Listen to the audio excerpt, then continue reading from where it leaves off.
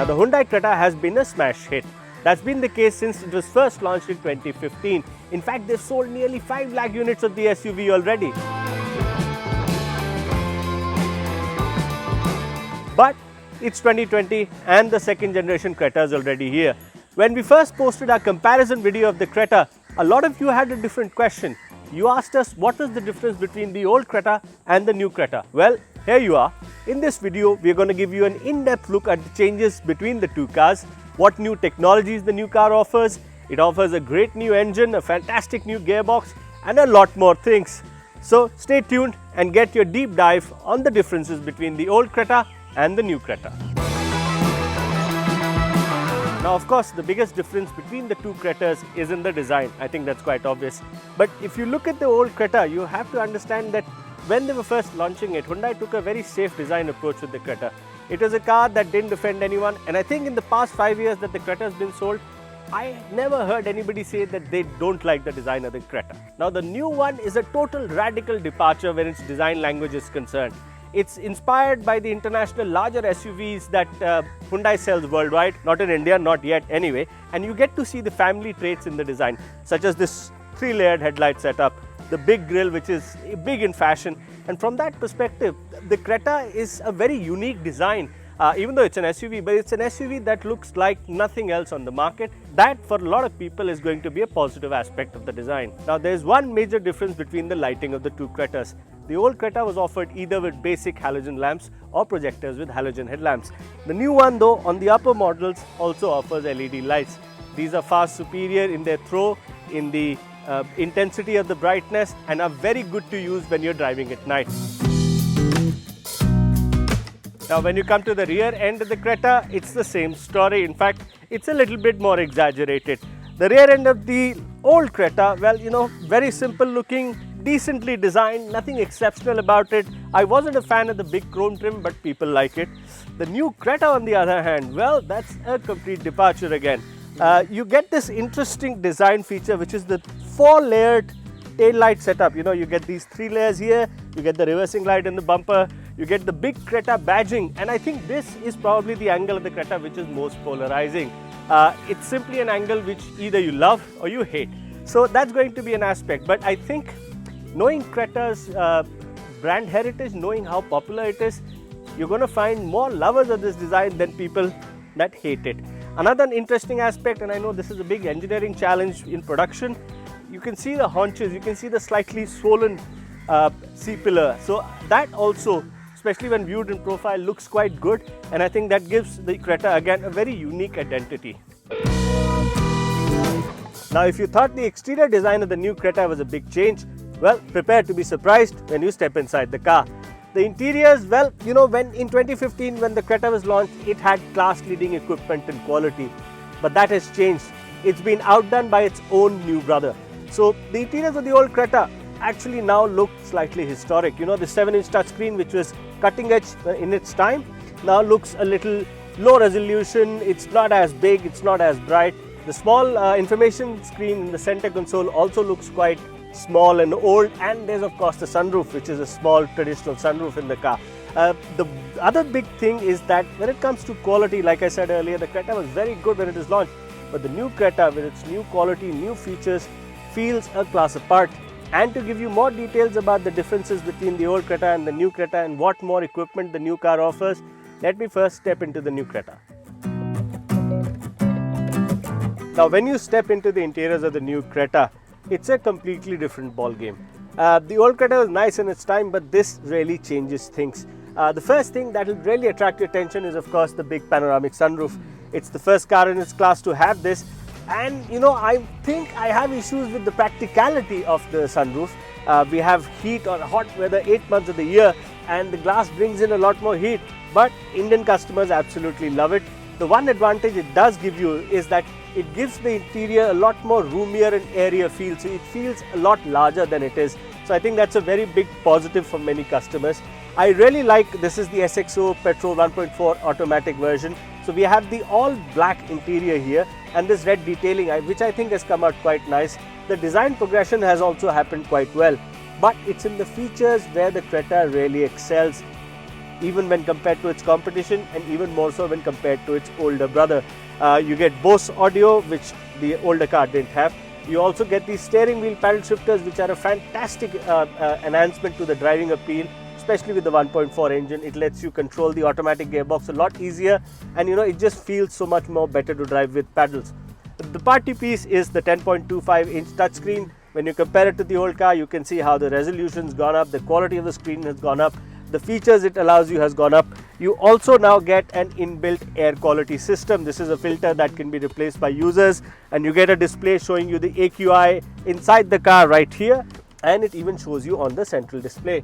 The other big change is this big multicolor screen in the center console. Now, other than the rev counter, the fuel gauge and the engine temperature gauge, everything else is digitally displayed, whether it's your speed, whether it's the gear you're in, the range you have, the odometer, it's all digital and it looks great.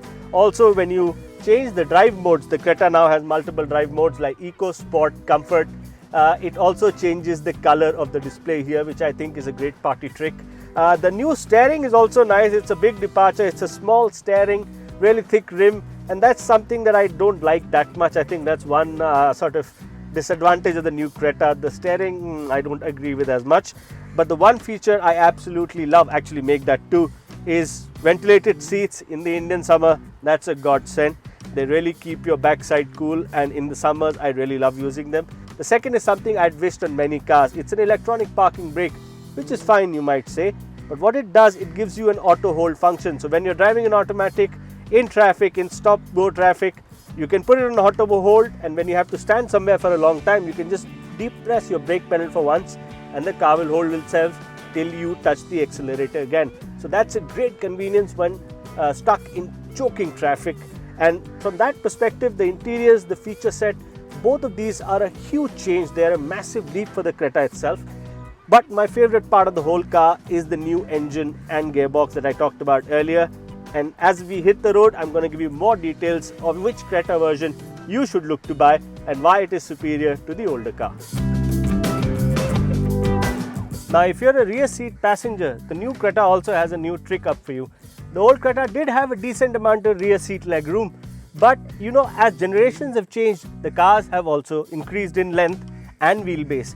So the new Creta is about 20 mm longer in wheelbase and 30 mm longer in length. That means there's a little more extra interior room available for you. The big difference here, well, what you get is an adjustable backrest in the rear seat. I push this button, and from here I can take the seat a little bit more further back. Yes, it's not very much, but something is better than nothing. Now, getting back into the driving seat of the Creta brings back many memories for me. I had one of these for about a year and I really enjoyed that time with the car. The version that we're driving is the 1.6 naturally aspirated petrol with the 6-speed automatic. The version I used to have was the preferred engine of the old Creta range for me. It was the 1.6 diesel, 128 odd bhp, and with its lots of torque, about 250 Nm of torque available, it was a really quick car in everyday traffic. It was great to drive, it was fuel efficient, and I think that's what made the Creta so successful, that it was a good looking car, it was the right size, it was priced well, and people really flocked to it. But compared to the new car, there are a couple of issues. The 1.6 engine in this car, while it has 121 bhp, only puts out 151 Nm of torque. It's not turbocharged, it's naturally aspirated, remember? And that means that the acceleration and the throttle response of the engine is a little bit on the slower side. The gearbox also is a torque converter which takes its own sweet time to shift. Sure, it's not slow, it's not a laggard gearbox, but compared to the 7-speed DCT in the new Creta, this does feel slow. For its time, it might have been a very, very good car, but I think compared to the new Creta, the old Creta is beginning to show its age, and I'm gonna get a first-hand experience of that when I step into the new Creta to drive it now. Now, when you get into the new Creta, of course, the feeling is a little bit otherworldly compared to the old car. The various improvements in the cabin, the screens, the sunroof, all that makes you feel really good about the new car. But the other change also is that Hyundai has worked significantly on the ride and handling of the Creta. The new Creta rides slightly better, in fact has better highway manners than the old car used to. And I think the steering also has a lot more feel. The older car, the steering feels a little bit dead around the center area. So those are definite improvements. The biggest improvement for me though is the engine. Now the old 1.6 naturally aspirated petrol engine in the Creta was alright. It was 121 bhp, 151 Nm of torque. It did the job, but it was no performance car. The new 1.4 turbocharged petrol engine in the new Creta though is a completely different ball game. It's powerful, it's fast, it's advanced technology. So even with a 1.4 litre engine size, which is smaller than the older 1.6, it produces a lot more power, 138 bhp, and since it's turbocharged, it produces 242 Nm of torque, which is about 90 Nm more than the old car. And you can tell the difference the minute you put your pedal down. The 1.4 in the Creta absolutely flies. It's a really engaging car to drive, and part of the reason to that is the new gearbox with the 1.4. Now the 1.4 engine in the Creta is not available with a manual gearbox. It's only available with a 7-speed DCT, which is fast, it shifts very well, and the steering mounted paddles really sort of add the extra enjoyment factor when you're driving it enthusiastically. Even if you're driving it in city traffic, it's a really responsive engine. I think the way the engine responds, how quickly it revs, translates to excellent driving feel. So the differences between the new and the old Creta, if you look at it objectively, the new car is slightly bigger, has a lot more features, more variety of engines and gearboxes. It comes with 3 different engines, 2 petrol and 1 diesel, and all 3 is offered with automatic gearboxes, while the manuals are only offered on the 1.5 petrol and the 1.5 diesel. There is one slight stumbling block though. The prices of the Creta have also gone up, which you would think is a natural case, because 1, the equipment level in the Creta has gone up, 2, they are now BS6 compliant, and that might be the only fly in the ointment for some people.